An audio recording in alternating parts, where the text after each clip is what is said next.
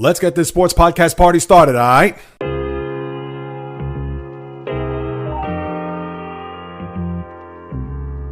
The JAYREELZ podcast. What is happening, my good people? Greetings. How are you? How's it going? How's everybody doing out there? What is the latest and greatest? Hope everybody's doing well, feeling fantastic, in excellent spirits. The middle of a JAYREELZ podcast sandwich, as there's plenty to savor before we top it off with another one tomorrow. Thanks for stopping by to whet your appetite with plenty of sports chatter, as this is the JAYREELZ podcast with your host, JAYREELZ. For my first timers, welcome aboard. And for those who've been banging with me going back to the very beginning, somewhere in the middle, or even as early as this past Monday, I welcome you guys and gals back. And yes, I have one more podcast to deliver tomorrow. And let me start off there with a little housekeeping. WFAN here in New York, the 24-hour sports talk radio station that started it all back in 1987. Well, one of their guests will bless me, and that would be Keith McPherson. He is a young, I don't even want to say up and coming, because to me, he's already arrived.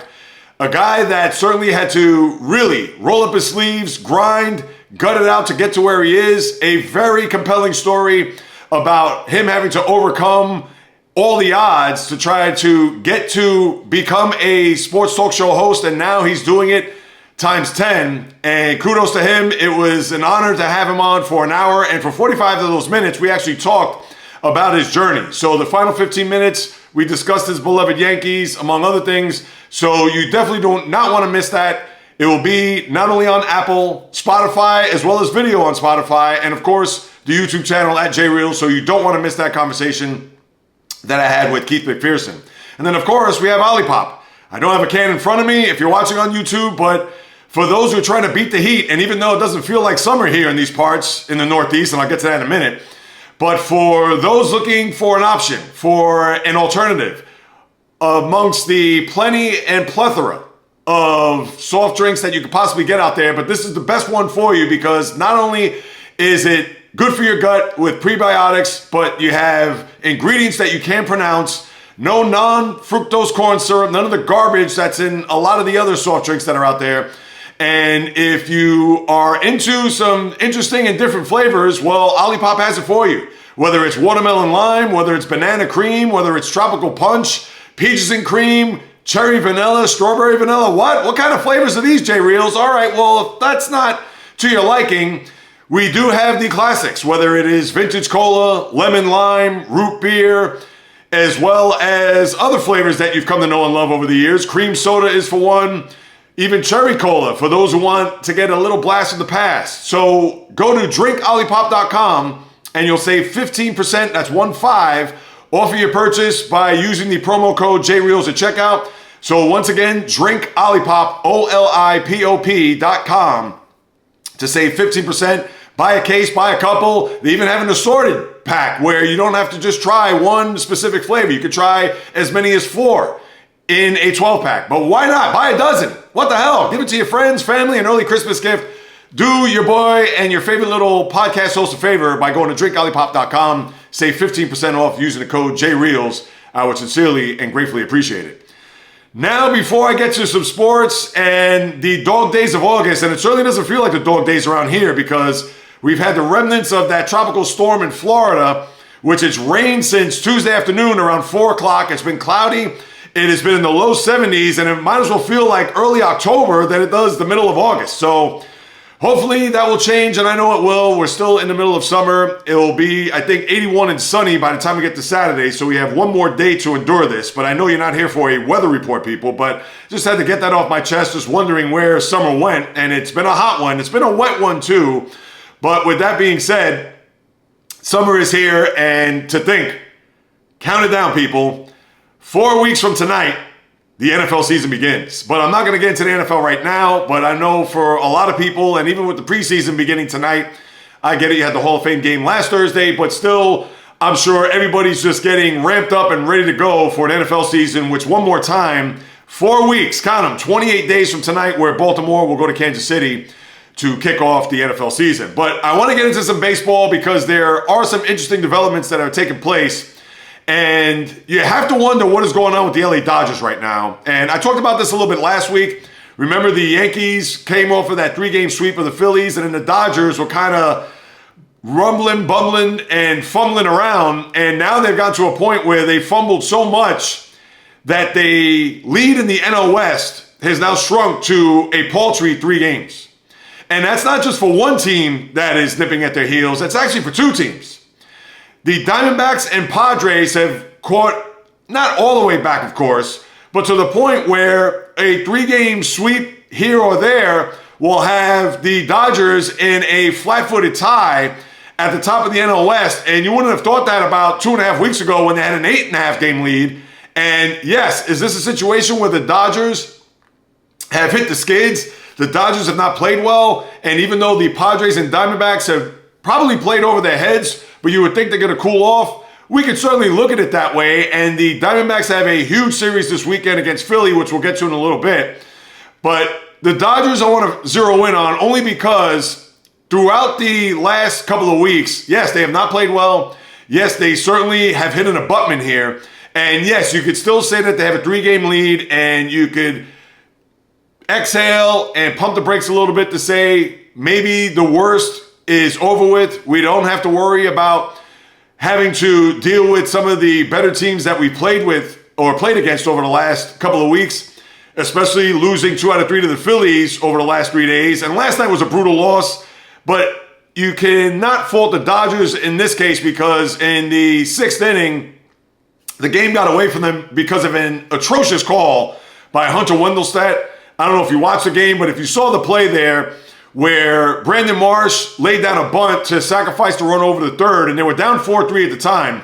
And as Miguel Rojas made the play, I believe it was Rojas throwing it to third, or I believe Rojas actually covered at third, where he had to go from short over to third base to make the tag on the runner. And as it was, the umpire called defensive interference, and Rojas was in no way impeding the baseline or the path of the runner to get to third base. And Roberts came out of the dugout furious. He got ejected from the game. And then next thing you know, 5 runs were scored, including a 3-run homer by Kyle Schwarber, who hit 3 home runs in the game.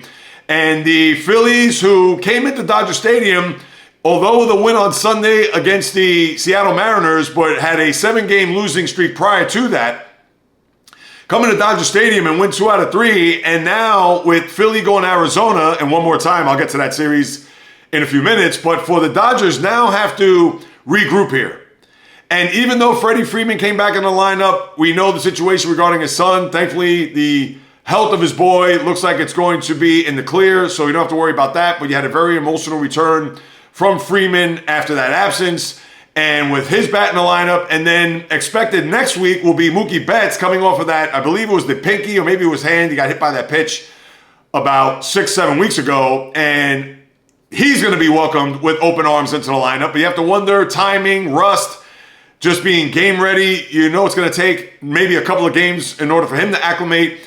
But I'm sure that the Dodgers are just waiting with bated breath, and especially their fans, to have him get to be back in the lineup. And then on top of that, with Yoshinobu Yamamoto, who knows when his return is going to be, and you know they're going to proceed with caution considering they have a 12-year, $325 million investment. But we know that their pitching has been in shambles. They're trying to piecemeal it here together. But we would think that the combination of the Dodgers not playing well, as we know, but I think more of the Padres and Diamondbacks just been red hot.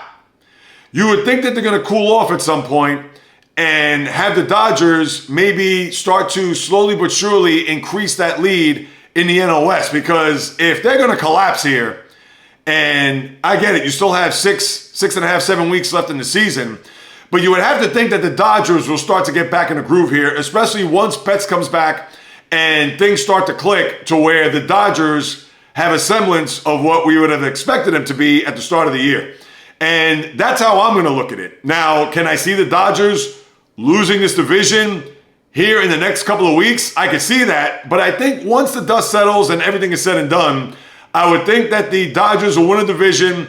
They'll have a bye, because even though the Milwaukee Brewers are within striking distance to get that 2 seed, and I'm sure the Brewers probably have their sights set on that, considering that they'll line their rotation come October. I know it's a little bit premature to even get into that, but I would think that the Brewers would also look to see if they could overtake the Dodgers and not have to worry about playing in a wild card round, although they would have the home field advantage. But I would think once all is said and done, the Dodgers will win the NL West.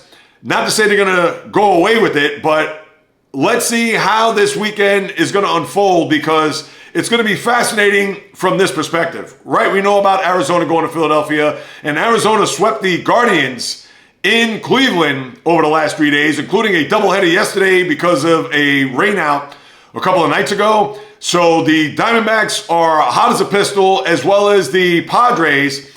And the Padres are another team that have come all the way back. They had a big winning streak and then have pretty much tacked on another winning streak. I believe the Diamondbacks are 17 of the last 20, and the Padres have pretty much had that same type of clip here over the last three and a half weeks. But for the Padres, their weekend or their series will conclude against the Pirates this afternoon in Pittsburgh before going to Miami. And the Marlins, we get it, that they're pretty much fielding a 4A, AAA type team. And hopefully the Padres, if they come out with a win today in Three Rivers, or formerly Three Rivers, of course, but with the confluence there, as we all know, of the Allegheny, Ohio, and the Monongahela, and I know I butchered that last one, but the Padres are going to go into Miami with the likelihood of a 5-game winning streak, unless the Pirates could stop that today. But South Beach, although will be kind to the road team, but you would think that they're also going to try to pad on and get closer to the Dodgers, where the Dodgers themselves this weekend, their test will have to come at the face of the Pirates, who will be flying out of Pittsburgh to face the Dodgers over the weekend. So Pirates, they do need those games as well, as they're in the thick of an NL wildcard race. But let's see come Monday where the chips will fall in the NL West, whether or not the Dodgers will be status quo. Will the Padres especially get even closer, considering who their opponent will be over the weekend? Or will the Diamondbacks come back to earth just a little bit, maybe gain a split of the 4-game series? It's the first time Philly will go to Arizona since the National League Championship Series of a year ago. So, fascinating scenario that has taken place there in the NL West. And to talk about the Diamondbacks and Padres quickly, I think they will both cool off. I think the Padres, they'll probably have a good weekend this upcoming weekend, unless they happen to party out in South Beach and lose 2 out of 3 to a Marlin team that, who knows, they may end up losing 110 games by the time we get to the end of September. But I would think that once we get to Monday, you may see a little bit of a deficit that's going to inch closer in favor of either the Padres, maybe the Diamondbacks. But when it's all said and done, I think the Dodgers will come out as NL West champions. Now, obviously, a lot of baseball to be played. I am not going to go through the whole schedule. I'm sure that the Dodgers will play the Padres and Diamondbacks at least one more time throughout the remainder of the year. And remember, there's not an unbalanced schedule where you still have a couple more series with each team down the road. I'm sure there's probably just going to be one for each remaining over the last 6-7 weeks of the season. So something to keep in mind as the Dodgers are now, I don't want to say fighting for their lives, but certainly the sky is starting to fall a little closer on top of Chavez Ravine and the fan base, wondering whether or not the Dodgers are going to get out of this division alive. So that's the first thing. The second thing I want to discuss here is the other West division, and that being the AL West, and I know that's been a hot topic here, where the Astros won 2 out of 3 against the Rangers and had another foiled attempt. Well, I would say another foiled attempt, but last year you had Framber Valdez pitch a no-hitter, and on Tuesday night came this close, was actually 1 out away in the bottom of the 9th in Texas, to where there was a runner on first, and Corey Seager took him deep to where 8 2/3 of no-hit ball went by the board. And even though the Astros hung on to win 4-2, and then yesterday were able to win the series as they beat the Rangers 6-4.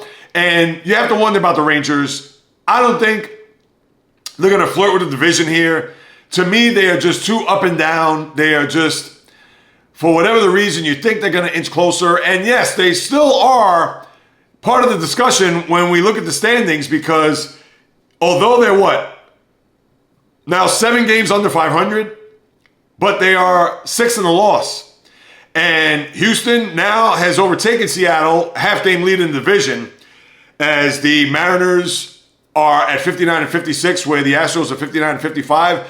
So the crazy thing is that as bad as the Rangers have been, and you would think that they're not going to come anywhere close to winning a division, somehow, some way, they are going to be part of this discussion. Now, who knows? Let's see what's going to happen after this weekend, because if they fall 7, as they are right now, but let's say 8, 9 games in the loss column in the division, how do you even expect them to have a big rally in them? Now, stranger things have happened. We've seen in baseball teams overcome big deficits, even as late as the middle of August. The 78 Yankees, as we know, that 14.5 game lead, as well as the Padres, a 4.5 game deficit with 9 to go, where they won the wild card. And they actually lost that game to Colorado. It's Colorado that actually had the deficit with San Diego, and you had that controversial slide, if you remember, back in 2007. So I have my teams mixed up there. But it's not impossible, but Texas has not shown you anything as a team, defending World Series champ that they are, that they're going to be a threat there in the AL West. But the Astros and Mariners, they're going to be tooth and nail, as we know. And then another series that's going to take place this weekend, which now you have to put on notice. 3 in the loss, 3.5 back. And even though the Twins lost a couple of games at Wrigley, which were bad, against the Cubs, but the Guardians, as I mentioned before, with the Diamondbacks sweeping them and now loses of 5 straight, the Twins and Guardians will face off against one another, where the Guardians will go to the Twin Cities over the weekend, starting tomorrow, and which was once a series that maybe would have been on nobody's radar, but now we're going to have to pay attention to what could happen here over the weekend, because both teams struggling going in. But imagine if the Twins, if they win 2 out of 3, they'll gain a game, in the standings. But what if the Twins happen to sweep, where they'll be tied in the loss and just a half game back of first place in the AL Central? This is what we've had here now over the last few days, to where a lot of these leads that we thought, not so much in the AL West, but NL West for sure, we thought was a foregone conclusion. The Central, we thought that the Guardians had a pretty nice, sizable lead over the Twins. Now, we know about what's going on in the AL East with the Orioles and Yanks, as they're in a flat-footed tie at the top of the division. And for the other divisions that we just discussed, now we have a race to go on top of what we've seen in the AL and NL wildcard race, which I'll get to. So you do have some intriguing storylines that have taken place here with the divisions, with what's going on here, to make a baseball season at least a little bit more heightened when it comes to interest. It's just not, oh, the division race is over here in the West and the NL and in the AL Central, or even the NL Central, which I understand right now the Brewers have a 6-game lead. But now we have some intrigue. It's not going to harp on just the AL wild card race, which has now been a little bit stabilized by the Royals, because the Red Sox went into Kansas City over the last 3 days. They won the first 2 games, and if they would have won last night, they would have had an opportunity to overtake the Royals for the 6th seed in the American League wildcard race. And as it was last night, propelled by Bobby Witt Jr.'s 2 home runs, they were able to salvage the final game, but at least give them some distance to where they're having a game and a half lead in the American League, and having that 6th seed at least for another day could certainly give the Royals and their fan base a little bit of breathing room heading into the weekend. And the Red Sox got to give it up. At least they won 2 games. They did get a game closer, but boy, I'm sure that they were just thirsting to see if they could get out of Kansas City with that 6th seed. And as it was, Bobby Witt Jr. had other thoughts about thwarting the Red Sox chase to get that final spot. So you do have a lot of interesting scenarios that have taken place over these last few days. And now, as we take a look at the weekend, before I even get to the standings, especially more so in the wildcard chase, the schedule for this weekend, we have Philadelphia and Arizona for those 4 games. That is going to be, to me, it's a 5-star matchup considering the way the Diamondbacks are playing. And obviously the Phillies, they're in the midst of a long road trip. This is now the last stop of a 10-game road trip, started in Seattle, LA, and now Arizona before they head home. So that is going to be a series to watch. The Braves, boy, have they fallen on hard times. They've lost now 4 in a row. The back 2 to the Marlins over the weekend in Atlanta, and then the first 2 to Milwaukee, as the Braves try to see if they can salvage this series before going on the road, I believe. And where does Atlanta go after this? Well, they go to Colorado, so maybe they can fatten up on the Rockies over the weekend. But for the Braves, let's see if they can salvage that series as Milwaukee continues to play well. We talked about San Diego and Pittsburgh concluding their series out in PNC Park. You have a couple of other series that are concluding here, whether it's the Mets in Colorado, which they split the first 2 games. Let's see if the Mets could get out of the Rocky Mountains with a win before they have to go to Seattle to conclude a long road trip in their own right. The Angels and Yankees are playing as they split a doubleheader yesterday because of a rain out there on Tuesday. Baltimore and Toronto, they conclude their series today. Tampa and St. Louis as well.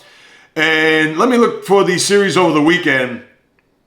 Obviously headlined by Philly, Arizona, Cleveland and Minnesota. And that first game is an afternoon game tomorrow at 2:10. I don't know why. Maybe something going on in the Twin Cities in the evening. But you have those 2 series, which are big.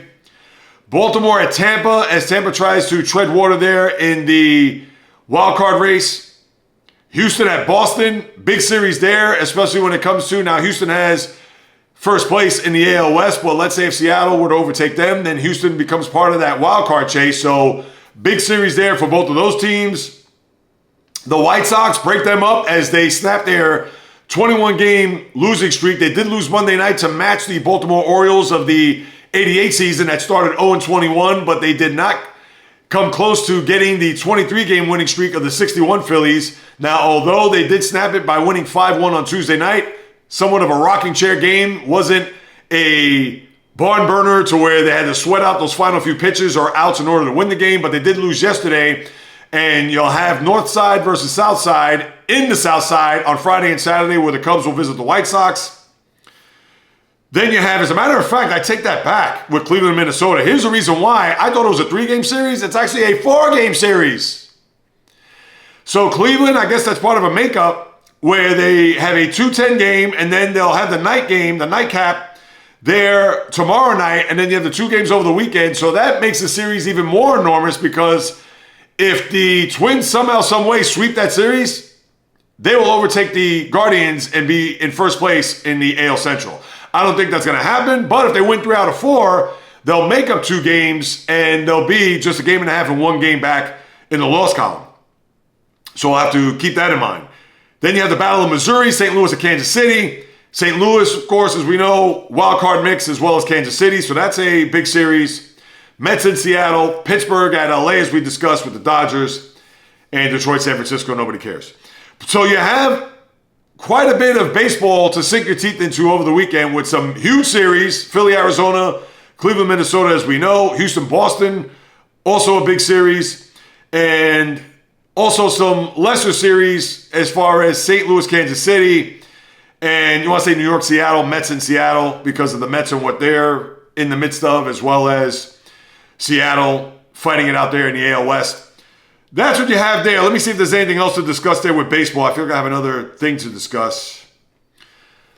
You did have a passing, and at first a lot of people thought it was the Oakland A's Billy Beane, but that was not the case. Billy Beane, who was a former player, was a number 1 pick many years ago, back in the 80s, played for the Tigers, Dodgers, San Diego, became a senior VP for diversity, equity, and inclusion, who actually came out in 1999, the second player who actually did so, or executive, as we know. And for Billy Beane, who had a year-long fight with myeloid leukemia, died at the age of 60 just a couple days ago. So thoughts, prayers, and condolences go out to the Beane family, Major League Baseball, the teams that he represented, as being a trailblazer in the sport. And sadly, 60. Way too young people, as we know. So again, just a sad story there regarding the former executive Billy Beane. That's what I have with baseball. I'm going to turn my attention to the NFL real quick because, like I mentioned before, 4 weeks to the opening kickoff and a lot of the preseason schedule begins where I could care less I'm not going to watch an ounce of football similar to the Olympics, and I'll get to that in a little bit. But for the NFL, the big storyline coming out of this week is Brandon Aiyuk, the wide receiver there of the San Francisco 49ers. And even with interviews with the coach, Kyle Shanahan, and even Christian McCaffrey, who came out and said, my former teammate, little Freudian slip by the all-pro running back. But Aiyuk, who requested a trade, as we know, we discussed that, I believe, last Thursday. And Aiyuk, as we all know, very good receiver, top flight. Is he in the top 5? I know we could get into the debates on where he belongs. Now, we understand as a third down receiver, he was tops in a lot of the targets and a lot of the analytics when it comes to that. And, of course, you can't overlook that. But Aiyuk, when I think of top receivers, he's not in that discussion. He's not in the discussion with Justin Jefferson or Jamar Chase or guys like that where you know that, yes, we get it that he is a very good receiver. But when we're talking about the upper echelon, when we're talking about the creme de la creme, he's in that second tier, if you ask me. Now, if he were to get traded here and go to Cleveland or Pittsburgh, as been rumored, now New England, they backed out of the talks. So the Patriots, which I think is a good move by New England because they're not ready to win now.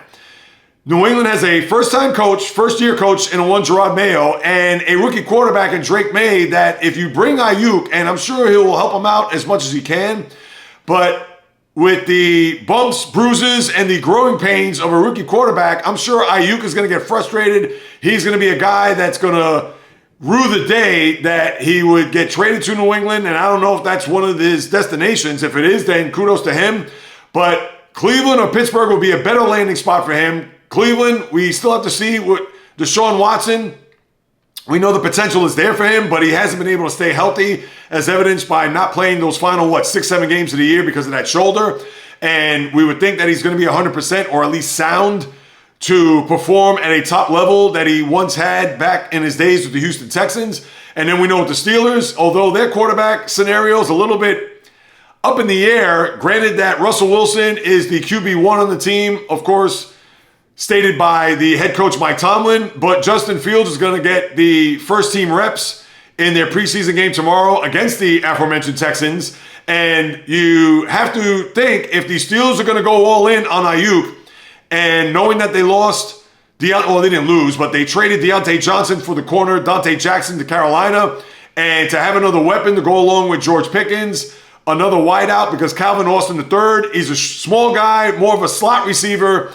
To have another weapon on there certainly would be great, but with the Steelers in a uber competitive division and obviously a top-notch conference, the Steelers aren't guaranteed to go deep into the AFC postseason or even get to a Super Bowl for that matter, where Cleveland, maybe with their defense, and even though they are the Browns, but if Aiyuk's going to go to one of those two destinations, it'd certainly be an upgrade over New England, or unless there's going to be another team that comes up from the rubble and tries to procure the services of a one Brandon Aiyuk, and then you're going to have to pay him, in essence, amongst the likes of Justin Jefferson. Not to say he's going to get 40 for 140, but you know he's going to get paid handsomely to the tune of somewhere in the vicinity of 40 and 120, with about 80-some-odd million dollars of that guaranteed.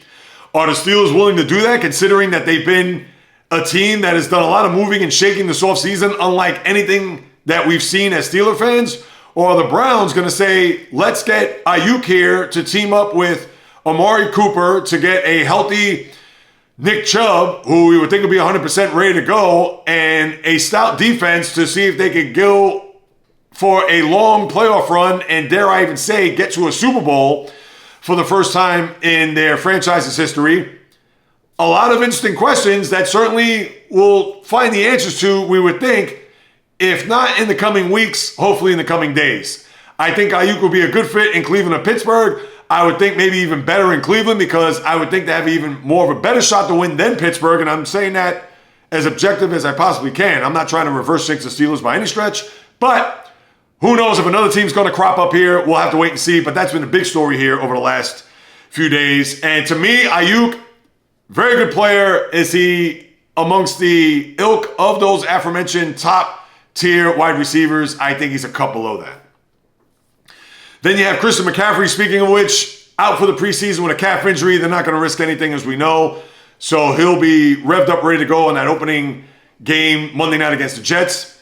And then you had Harrison Butler, the kicker from the Kansas City Chiefs, got a record contract, 4 years, $25 million. So he's getting paid well over $6 million a year. I understand people say, well, that's not a lot of money. Well, hey, what do you think kicker's going to get? $50 million? They're not going to get that much, but he did get a very good deal and a deal that he certainly deserved. But here's my question.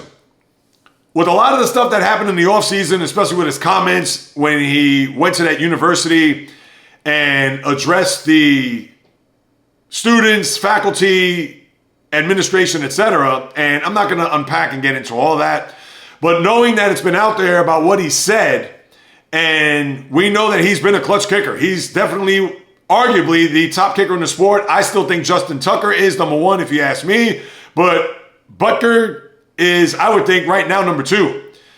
But now that he signed this deal, and with not much of a firestorm, but certainly some backlash because of those comments, and let's say if he goes on the road in a big spot, whether it be in December or January, and granted, the first time this past January, the Chiefs had to go on the road to play some playoff games, as we know, is the foot going to be a little tender, or is the butterflies going to be in the stomach a little bit more, knowing that he secured the bag on top of his comments, which of course is going to stand by, but having to face maybe fans that are going to object to his beliefs and maybe get in his ear a little bit, knowing that at 27-24, let's say in Baltimore or in Cincinnati, where the crowd's going to get in his ear and he's going to have to make a clutch 48-yard kick, maybe in some snow or rain or wind with some gusts. We haven't seen Butker shrink in a big spot like that, but now you have to wonder, with the money, with everything that I just mentioned, could that contract and could everything that had transpired be a negative for one Butker in a huge spot, whether it's for a playoff spot, whether it's for seeding, or even more so to advance to a division round, championship round, or a Super Bowl? Keep those receipts as we move it along here throughout this preseason and into the NFL season. So that's what I got with the football. Nothing else to really add there. As I take off my helmet and shoulder pads, let me get into some NBA stuff real quick before I move on to other things. NBA, this is just a twofold type of deal. The Utah Jazz got to give it up for Danny Ainge and company. Lauri Markkanen, who is a very good player, and people could say, oh my God, does Markkanen deserve that kind of money? Well, we could go on down the list for how many NBA players have certainly gotten top dollar. And Lauri Markkanen is one that 5 years, $238 million, where I believe it could go up to 238. I think $220 million as of right now. But Markkanen, very good player, very good shooter. I get it, he plays in Utah. He plays on a team that nobody really watches, nondescript. Played in Chicago and Cleveland before that. But Markkanen, when he is right and healthy, he is a threat as a big man who could shoot the basketball from behind the arc. So Utah, as they try to build with the young coach and Will Hardy, and coming off of the last couple of years with trading Donovan Mitchell and Rudy Gobert, trying to get an identity, trying to get somebody to be the face of that franchise. Well, there he is as Markkanen signs on the dotted line for 5 years there at $220 million.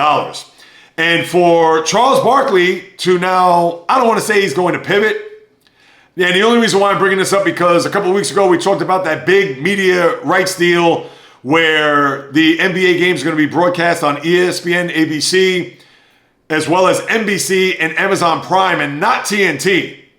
And Charles Barkley, as we know, in the latter part of the spring said that he will retire before going elsewhere to do NBA coverage, whether it's pre and post, as we all know, inside the NBA. And TNT does have another year on their contract, so you're going to see games on the network this upcoming year.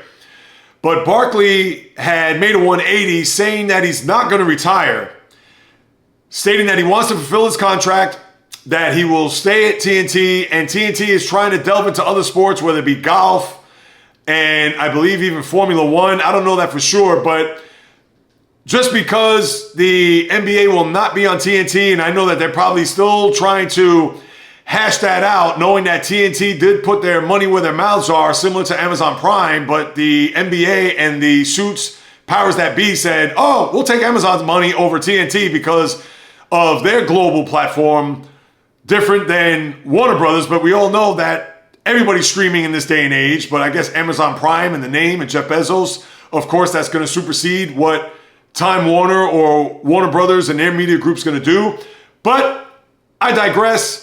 Barkley, who signed a 10-year extension in 2022, is now going to stay put because I'm sure TNT is now going to have Charles be the guy for whatever sports that's going to come down the pike on the network. And to have Barkley there, as we all know, is a huge sports fan, and he certainly has his fingers on the pulse to what's going on in the sports landscape. I'm sure TNT is going to do their best to try to pacify Charles to not only stick around and honor his contract, but to give him assignments in other sports to where people are going to be drawn to. Now, that's the other question. Everybody knows Barkley, the former NBA great, and the camaraderie that he had with, or has, I should say, with Shaq, Kenny, and Ernie. Is that going to duplicate in the other sports to where, let's say golf, for instance, where you're going to bring in a, let's say, someone of the likes, I won't go as far as saying Tiger Woods, because he's still out there on the tour, but let's just say they're going to bring in a golfer to go along with Barkley to tune up on some of these golf tournaments. Is that going to have the same feel? Is the same chemistry going to be there and camaraderie that he's going to have with those guys? And we know Barkley's going to get along with anybody, and he's going to, of course, voice and certainly speak his mind. Is that going to tick off the golfer? Is that going to maybe upset the apple cart in that regard, which would make for good TV? But these are questions that we're not going to know until maybe the middle of next year, once TNT maybe starts to introduce a little bit of the sports that they're going to have on their network. But certainly past 2025, what that's going to be like. I only bring this up now because it's going to be fascinating to see whether or not Barkley is going to be able to mesh with the other sports, is going to have that same panache, is going to have that same cachet that he has with the NBA. That's all I'm saying there. So this is one receipt that you'll keep, although it's probably going to collect some dust over time. But as we get a year, 2 years down the road, we'll bring that up and see where that unfolds during that time frame. All right, let me also get to this before I get to the Olympics. The NCAA, college football, they are soft. And I get it. Out of sight, out of mind. Jim Harbaugh is nowhere near the college landscape. Understood 1,000%. But for them to hand down this punishment of unethical conduct to the University of Michigan, and in particular to Jim Harbaugh, to where he's suspended 4 years until August of 2028, where we all know he signed, I believe, was it a 5-year deal with the Chargers? And I get it. Jim Harbaugh is a guy that he may wear out his welcome. He's a guy that it's my way or the highway. As we saw in San Francisco with Trent Baalke, the GM there, where there was a difference of not only opinions, but I'm sure circumstances where Harbaugh didn't like what he saw there from a player personnel side. And then I'm sure Baalke saw something there that he didn't like from a coaching side. And obviously that relationship dissolved. Could that happen here in LA, especially with the Spanos group that could be very unpredictable? And even though they did the right thing in bringing in Harbaugh to go along with the starting quarterback there, Justin Herbert, but we all know that the unpredictability of Harbaugh, anything can happen here over the next 3 years, to where if there's not any success, or maybe success enough to where they're winning, but maybe not getting to a Super Bowl and winning the whole thing, similar to what we saw Harbaugh do in San Francisco, and therefore after year 3, my time is up, I want to go elsewhere and maybe go back to college, or who knows, maybe NFL, another job could pop up there in 3 years, but then you have to deal with tampering and things of that nature. But my point is, in all that, bottom line is, for the NCAA to hand down a 4-year suspension is weak sauce. Why? How about 6 years? Or maybe even, I won't say 8, that may be a little bit too strong. But if the conduct was unethical, And even though we know Harbaugh is going to be in the NFL for the next at least half a decade, why even bother giving him a 4-year suspension? At least start at 5, maybe even push it to 6. Because let's say even if he does get out of his contract by year 4 and decides, you know what, I want to go back to college because I feel as if I want to rebuild a program, I want to show and prove that, yes, we know he's a winner at Michigan, his alma mater, but what we saw at Stanford with Andrew Luck, maybe he wants to revisit that in another 5 years to where if he had a 6-year suspension, he's going to have to be put on ice. But as it is right now, his tenure in the NFL, once he goes through that contract, if he doesn't re-sign with the Chargers or go to another NFL team, he could just have a perfect landing spot to any team in the nation when it comes to college football. So why even bother, NCAA? I thought that was the lamest suspension there handed down. And yes, we could talk about, well, JAYREELZ, anybody going to care? Or so what? It wasn't that much of an infraction in order for him to warrant a 6-year suspension. For that, they should have given him 3 years and a slap on or $1 million fine or whatever it is. I just thought that was lame, if you ask me. So that's all I need to talk about that. Let me move on from there. All right, I'm going to get to the Olympics, and this is going to be brief, people. I'm sorry. And if you didn't hear the podcast on Monday or even the one prior to that on Thursday, I got to level with you. I have not watched a second. And yes, it's been on in the background, and I've heard what's gone on, especially in the morning as my wife gets ready to leave the apartment. And after the Today Show, you see some of the events. I have not been fixated. I have not been compelled. I'm sorry. I just haven't. And it's not because the games are in Paris. If anything, I should probably watch it more just for the cutaways to see the backdrop of the Eiffel Tower, the Arc de Triomphe, etc. Because I visited Paris 10 months ago, almost to the day now that day. As a matter of fact, to the day, because it was October 8th when I landed in Paris and set foot on France and Parisian soil for the first time and enjoyed my few days there. So that would be an excuse or a reason to watch some of these games, but I have not been intrigued at all. And that's all there is to it. I'm sorry. I know there's a zillion events. I know there's so much to watch. It's not 1984 with the Olympics in LA where you're going to have the dyno-wool swimming, the track and field, the javelin, the discus, the events that we've all come to know and love when it comes to the Olympics. And now, and I hate to even pile on even more, but the NFL has now officially made for the 2028 Olympics flag football. Flag football.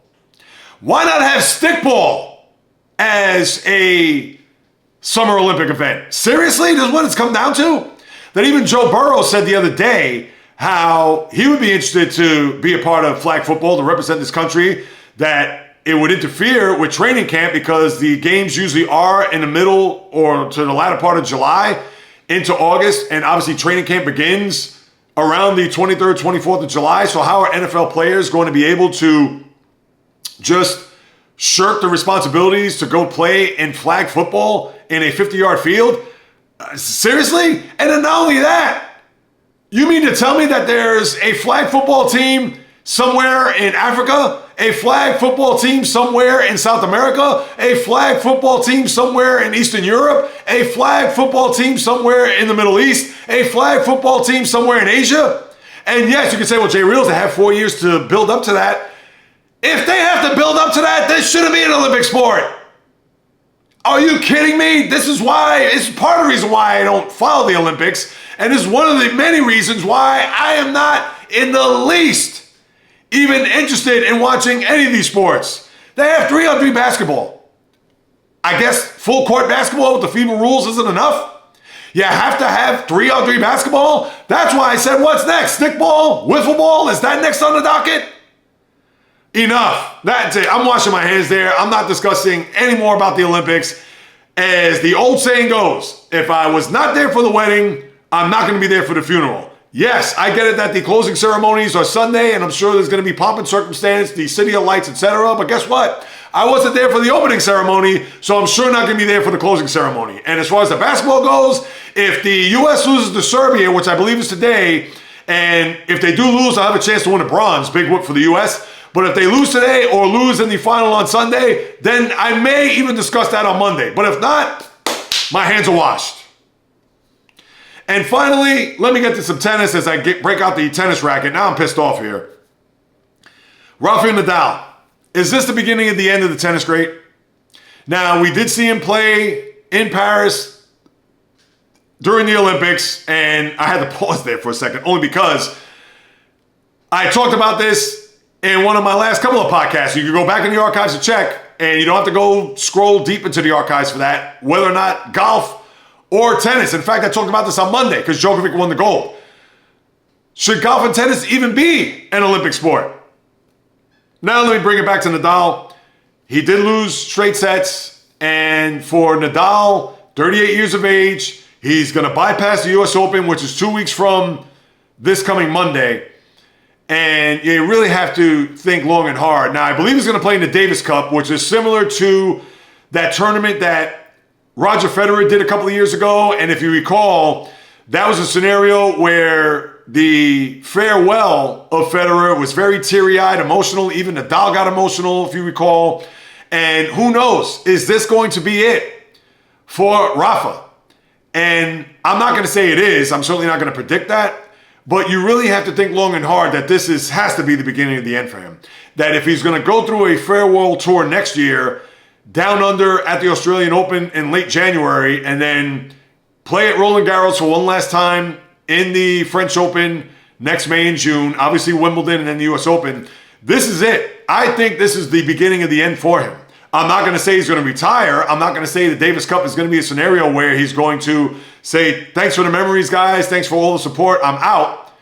Would I be shocked if he does that? Maybe a little bit, because I feel that he would want to come back one last time, be fully healthy to give it a go, and then that's it, because Father Time has caught up to his body. That's all there is to it.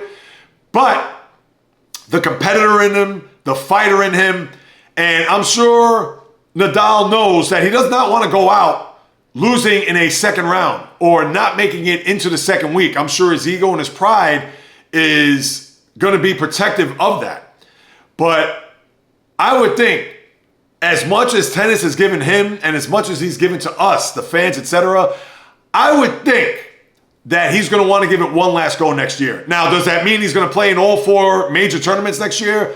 I would say right now, I don't think so. I'm sure he's going to start in Australia, see how his body responds. If he does get deep into the second week, maybe a quarterfinal or a semifinal, then I'm sure he's going to gear up to play at Roland Garros, which obviously we know is his domain. It's his surface to clay, and he'll have a few months to get himself ready for that. And then that's where you have the breakneck pace from that point on, because then you'll have 3.5 weeks to get to Wimbledon, and then after that you have about 7 weeks to get to the US Open. So I would think that he's going to go into next year with that being his last year. How deep he gets into that next year, especially once you get past the French, that's beyond me. But I think, in my gut and my heart of hearts, the beginning of the end has come here for Rafael Nadal.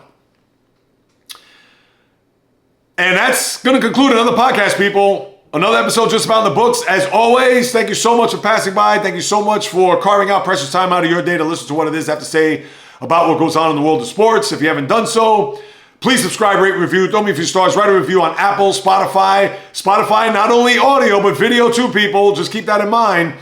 The podcast also on the website at jayreels.com. And visually, as well as Spotify, you can have my YouTube channel at JAYREELZ. Please subscribe there, people.